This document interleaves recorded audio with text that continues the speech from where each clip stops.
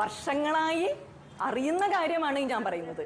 അതിനെ നിങ്ങൾക്ക് വേണ്ട വിധത്തിൽ ഞാൻ അവതരിപ്പിക്കുന്നു എന്ന് മാത്രം, അത്രയുള്ള വ്യത്യാസം. പിന്നെ മാത്രമല്ല, പല അറിവുകളും എല്ലാവരിലേക്ക് എത്താറില്ല അല്ലേ. നമ്മളിപ്പോൾ ഡോക്ടേഴ്സിനെ ഇത് കാണാൻ ചെന്നു, അവർ കുറെ മരുന്ന് എഴുതി തന്നു, ആ സമയത്ത് വേദനാ സംഹാരികൾ കഴിച്ചു മാറി.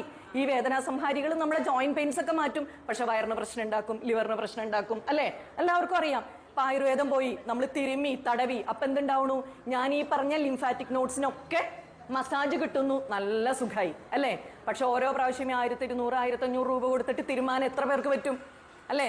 ഞാൻ ചെയ്യുന്നത് എനിക്ക് തന്നെ പാരയാട്ടോ. നമ്മളൊരു ഹോസ്പിറ്റൽ നടത്തുന്നുണ്ട്, ആയുർവേദ ഹോസ്പിറ്റല്.